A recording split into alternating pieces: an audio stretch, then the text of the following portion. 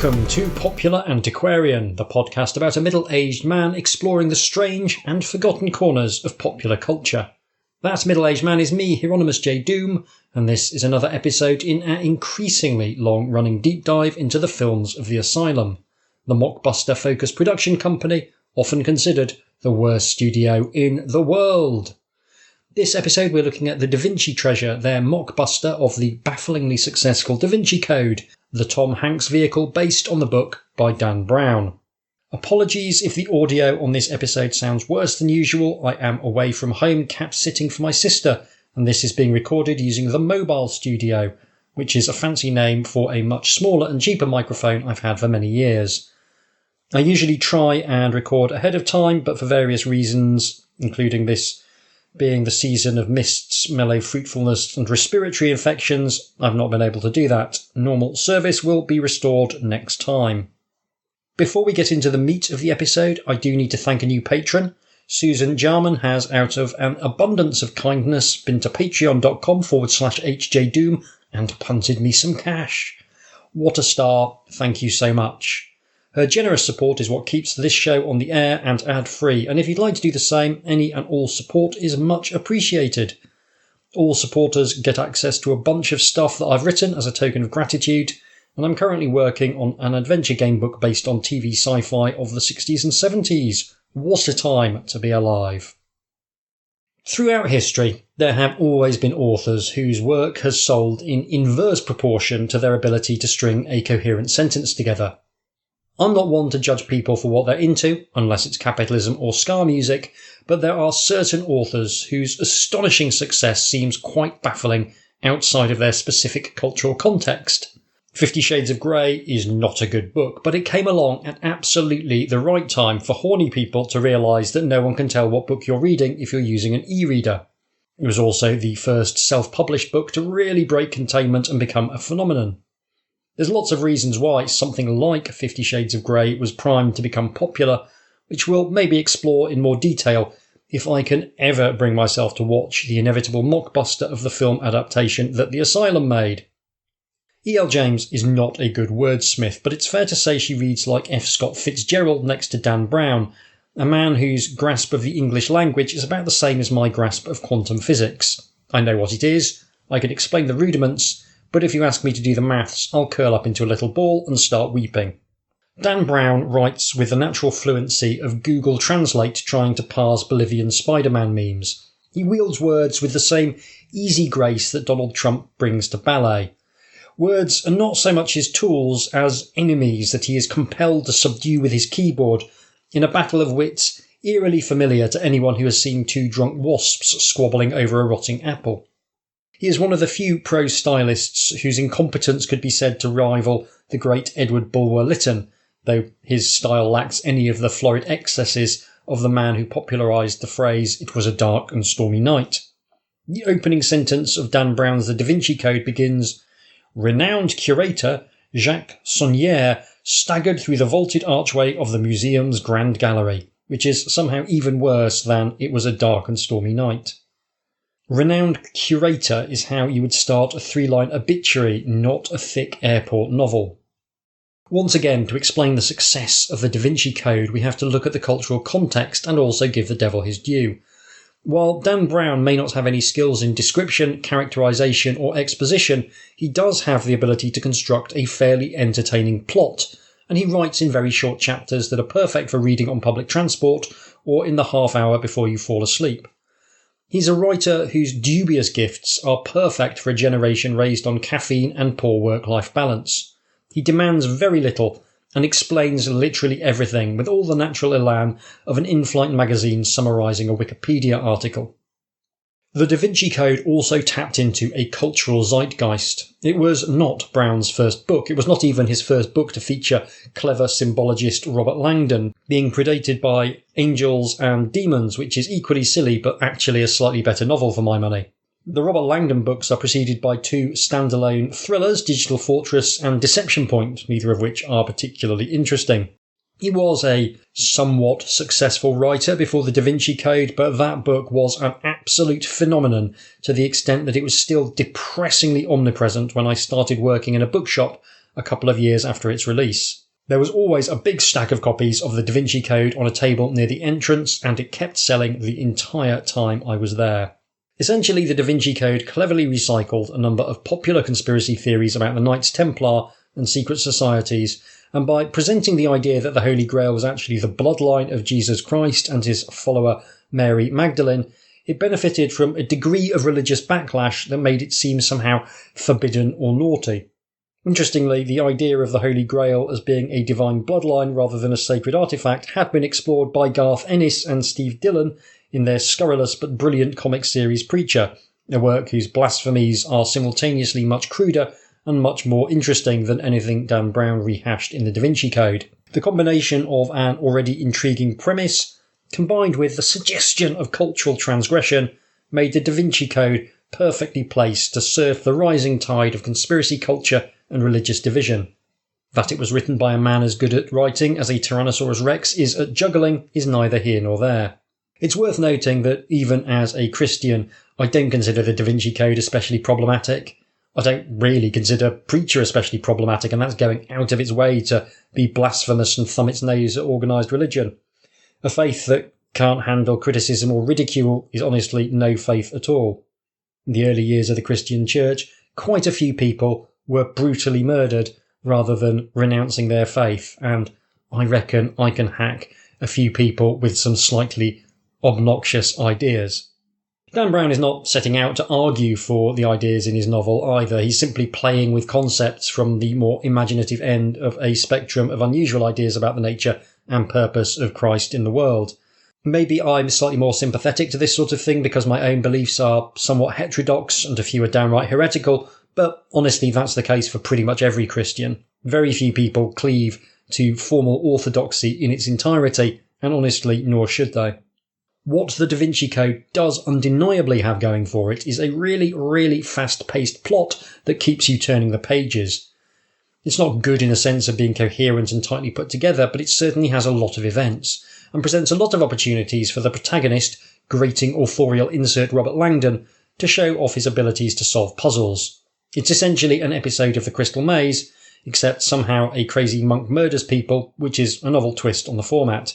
Langdon and his sidekick Sophie Neveu go on a high-speed tour of Paris and London, which allows Brown to clumsily summarise the Wikipedia pages of a number of well-known locations, all while uncovering evidence of the central conspiracy, which is, for reasons I don't entirely remember or understand, partly encoded in some of the works of Leonardo da Vinci. It's a frenetic scavenger hunt, basically, and it works well for its intended purpose, which is to keep you reading while presenting the illusion that Dan Brown is somehow clever. The film adaptation came out in 2006 and did extremely well. They cast Tom Hanks as Langdon, despite Dan Brown having instructed them to cast Harrison Ford by lazily describing Langdon as looking like Harrison Ford, which is a terrible piece of writing. Describing a person looking like a person isn't imagery. It's like describing a precious stone as looking like a diamond. I haven't seen the film, but given that it's directed by Ron Howard, the man you get in when you worry Steven Spielberg is too artsy-fartsy, I can't imagine it's particularly enthralling. And I haven't seen it because I read multiple Dan Brown books and have no desire to experience his work in a different medium. It's got a genuinely amazing cast though, which does seem like a colossal waste. When we turn to the Asylum's riff on the Da Vinci Code, I have to say I felt a little concerned, and I find there's an increasing trepidation the deeper I get into the murky waters of the Asylum's catalogue of misdeeds. There are two types of Asylum film I tend to enjoy. The first is where they kind of ignore the film they're ripping off, but manage to make an enjoyable low-budget horror movie instead. It's not the film I'm expecting, but it's a low-budget horror movie, and I like low-budget horror movies, so I don't especially mind. The second is when they try to make the film I'm expecting, but do it so badly it becomes perversely entertaining. And we've seen plenty of examples of both of these over the course of this podcast series. What quite often happens, though, is that they try and make a completely different film from the one I'm expecting, and then they do that really badly. And this feels like it's breaking the sacred compact of the mockbuster. On this occasion, I am delighted to report that The Da Vinci Treasure is one of those perversely enjoyable Asylum movies where they are trying to make exactly the film you would expect. Having access to the novel was probably an advantage when it came to writing this slice of nonsense. It doesn't take a genius to realise that two people following a trail of clues to some kind of mystical treasure is a pretty solid structure for a film narrative, and this is something they wisely decide to rip off wholesale. We actually end up with something that more or less resembles the source material, only somehow even stupider and even less well researched. It was directed by Peter Mervis, who would go on to direct Snakes on a Train, which was also quite good fun. It stars C Thomas Howell, who'd already appeared in the Asylum's take on the War of the Worlds, and does at least look a little bit healthier here. Veteran character actor Lance Henrikson is also in it, a bit. He's playing the villain. They transparently didn't have a great deal of time with him, which is of course entirely traditional. What's less traditional is that the film is considerably less overstuffed with characters than a standard Asylum production. The core of the film replicates Langdon and his sidekick as the main attraction. C. Thomas Howell's sidekick is a linguist and theologian played by South African actress Nicole Sherwin. Howell delivers a perfectly serviceable performance in the sense that he doesn't break into hysterical laughter at any point as he delivers the dialogue, but Sherwin is almost hypnotically wooden. She genuinely doesn't seem to have a clue what any of her lines mean, which is kind of fair enough. She's a working actor to this day, so I'm going to assume that she's usually much better than this, but standing out as bad in an Asylum film is almost a badge of honour. By contrast, Lance Henrikson makes the most of his extremely limited screen time and does make his character, an evil archaeologist, into an occasionally compelling villain. He drips with contempt for the world at large, and there's a scene where he beats a man to death with his bare hands that is chillingly minimalist. At first there's screams, and then the victim falls silent, and Henrikson just keeps punching him with exactly the same repetitive cadence, even after the body's gone limp. It's a subtle thing, but it highlights that his character is someone who experiences literally nothing when he takes a life. Because Henrikson can't be in it that much for budgetary reasons, he also has an assistant who can be his stand-in. She's an old flame of Howell's character, which means she's occasionally conflicted about trying to murder him repeatedly. She's played by Alexis Zibolis, who is trying to make as much out of her role as she can. She's not great, but she's trying, and honestly, that's all I ask at this price point. The plot is simultaneously very simple and completely incomprehensible. It's simple in the sense that Howell has spent his whole life looking for the Da Vinci treasure, and over the course of this film he's going to find it by following a series of clues with the aid of his sidekick. Rather than a mystery about the true nature of the Holy Grail, the Da Vinci treasure is a massive pile of literal gold once owned by the Medicis that Da Vinci, for unclear reasons, turns out to have buried in Afghanistan. Howell wants to find the Da Vinci treasure because it's his life's work and he's obsessed with Leonardo Da Vinci. Lance Henrikson wants to find it because it's a massive pile of Medici gold.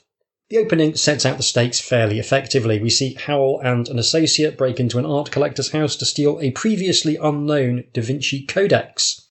Howell's associate betrays him, things go south, and Howell tries to get away only to be caught out by Henrikson's assistant. Henrikson and Howell have a brief standoff, and then Henrikson takes the Codex and exits stage left after beating Howell up. During this scene, Henrikson asks Howell, a man who has spent his entire adult life studying Leonardo da Vinci, if he knows that Da Vinci was a homosexual. Henrikson seems to be asking this because Howell has a tattoo of Da Vinci on his arm. Is he suggesting that you can catch gayness from having a tattoo? Possibly. It's incomprehensible. The opening does achieve a few things. Firstly, it sets out a pattern where Howell will find some clue about the location of the treasure, and then Henrikson or his assistant will try to intercept it with the aid of some disposable goons. Secondly, it sets a pattern where people who are supposed to be world experts on a topic will appear to be surprised by learning entry-level trivia about their area of expertise. Finally, it sets up that this is a film in which the way priceless historical artifacts are handled is designed to give museum curators a heart attack. Whether it's Howell stuffing pages from a lost Da Vinci Codex into his jacket like they're a handful of supermarket receipts, or Howell treating the Turin shroud like a dog blanket, we get to see all manner of precious things being roughly handled in a way that brought me out in a cold sweat. Despite losing most of the codex, Howell still has a few photos and a single page that Henrikson didn't get, and this is enough to clue him and Sherwin in to the fact that the next clue is related to the Shroud of Turin. This is the point where I, through gritted teeth, am going to have to say something genuinely nice about Dan Brown. For all his many faults as an author, the man does have a genuine love of puzzles and cryptography that comes through in his work. Angels and Demons introduced me to ambigrams, cleverly constructed images of words that read the same way even if flipped on their axis, and that's a cool thing to have discovered. There's a really neat puzzle box in the Da Vinci Code, and it's clear these are things that excite Dan Brown, and some of that enthusiasm does make its way into the final text. Here's the thing. No one involved in writing the Da Vinci Treasure gives a single solitary shit about puzzles, nor do they really understand how they work. This makes the leaps of logic that our heroes use to get to the next clue frequently completely baffling. Apparently, the page of the Codex contains a reference to Corinthians chapter 4 verse 6, which is itself apparently a reference to the Turin Shroud. This somehow establishes that they need to get the Turin Shroud and stuff it into a bag, which is very much what happens next. It is not a mainstream theological opinion in any way, shape or form that Corinthians chapter 4 verse 6 refers to the Turin Shroud. The Catholic Church holds no formal opinion on whether the Turin Shroud is real or a fake. So it's very unlikely that they're going to be looking through the Bible, coming up with theological justifications for why the Turin Shroud might be real. They have established that they need to get the Turin Shroud and stuff it into a bag, which is very much what will happen next. Henrikson will nick the shroud, but it's fine, because by looking at some photos Howell took, Howell will decide that there's some kind of 3D effect in the shroud, and then he remembers that Da Vinci made a set of 3D glasses called the Da Vinci Optics. Once they successfully nick those from London, he'll be able to look at the photos through the goggles and discover that as well as a faint image of Jesus, the shroud is also some kind of demented magic eye picture, which is absolutely stuffed to the gills with cryptic imagery that somehow leads them to go and steal a chunk of rock from above the Last Supper, before finally heading off to Afghanistan, where, as said earlier, Leonardo da Vinci inexplicably buried a massive pile of Medici gold. After a distinctly racist interlude where literally the only Arab man we see in the film has a bunch of firearms randomly stashed in his car, they go into the desert to find a very Indiana Jones tomb full of treasure. After a final showdown with Henrikson, they will accidentally blow up the tomb, only to be mysteriously saved from fiery oblivion by the Turin Shroud, which is bomb-proof on top of being a magic eye picture. None of this makes even the tiniest smidge of sense, and I don't think the writers had much more of a clue about how the trail of breadcrumbs was actually supposed to work. However, it's very much about the journey and not the destination. Like the Da Vinci Code, the Da Vinci Treasure is defined by travel. Over the course of the adventure, our heroes will visit London twice and travel extensively across Italy before finishing up in Afghanistan. If you guessed that all of these locations would actually be California, but with a chunk of stock footage thrown in at the start, then you've been paying attention. There's a car chase sequence supposedly in London where they've reversed the images to make it look like the vehicles are driving on the correct side of the road, which meant that when I first saw the footage, I thought they were filming in Eastern Europe because all the signs didn't look like they were written using the Roman alphabet.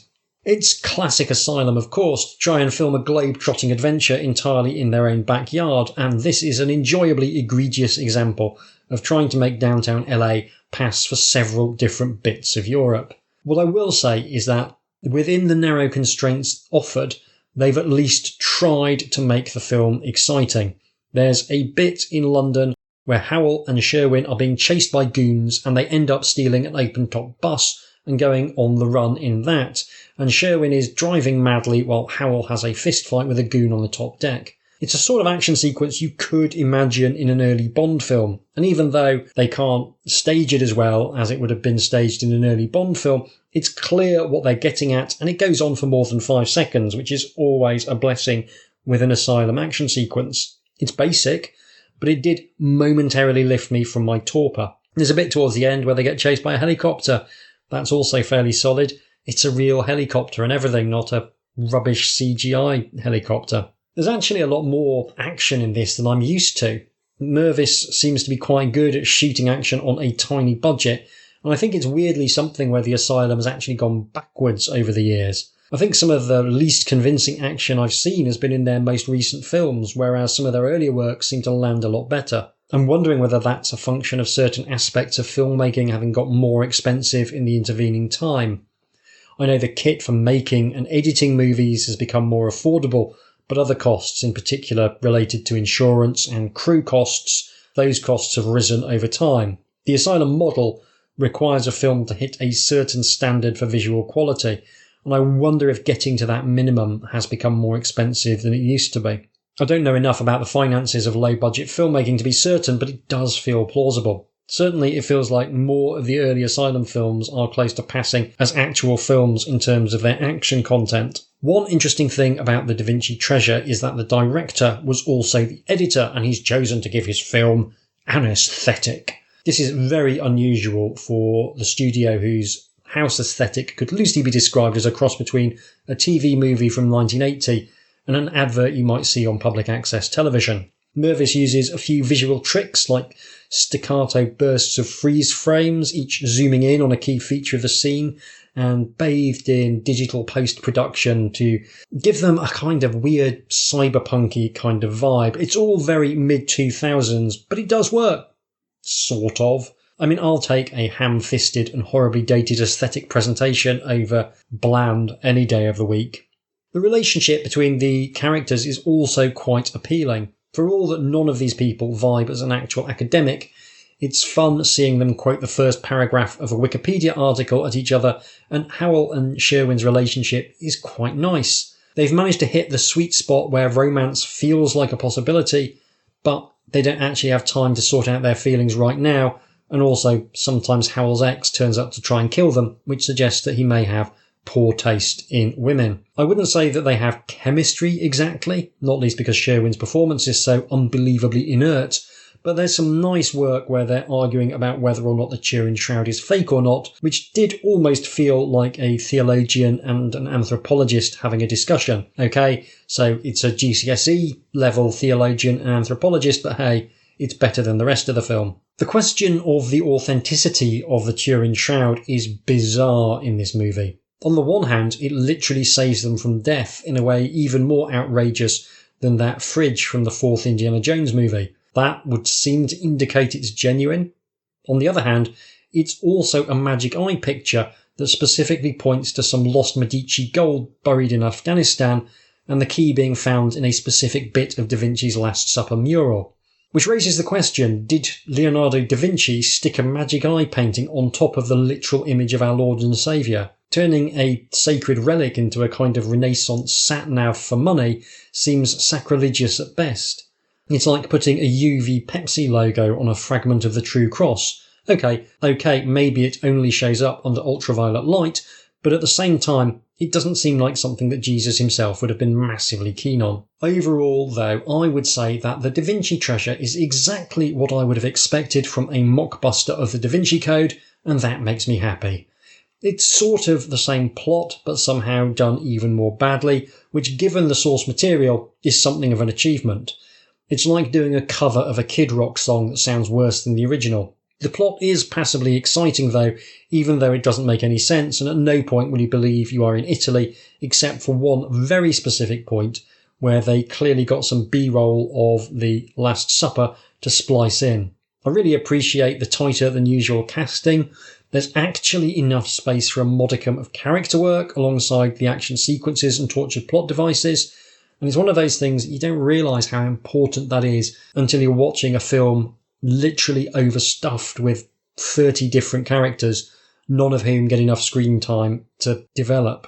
It didn't drag at any point, and the appalling mishandling of precious historical relics kept me usefully angry throughout. It is an above-average Asylum production. I'd call it a B- on my increasingly recondite internal scale, and I might even go as high as a B thanks to the relative paucity of terrible CGI in this movie. Lance Henrikson should have been in it much more though, so maybe a B- is about right. That's all for this episode. I think next time we're going to do another modern one riffing on one of my favourite things in the world. Giant monsters beating the stuffing out of each other. What does the Asylum's take on Hollywood's take on a kaiju classic look like? I guess we'll find out together next week. If you'd like to get in touch with me in the meantime, you can do so by emailing me at hjdoomretrofun, all one word, at gmail.com, or by following me on Blue Sky at hjdoom. If you're enjoying this podcast, do feel free to leave a rating or a review. Both of those things would help me out enormously. Thank you so much for listening. Take care, and I'll see you soon.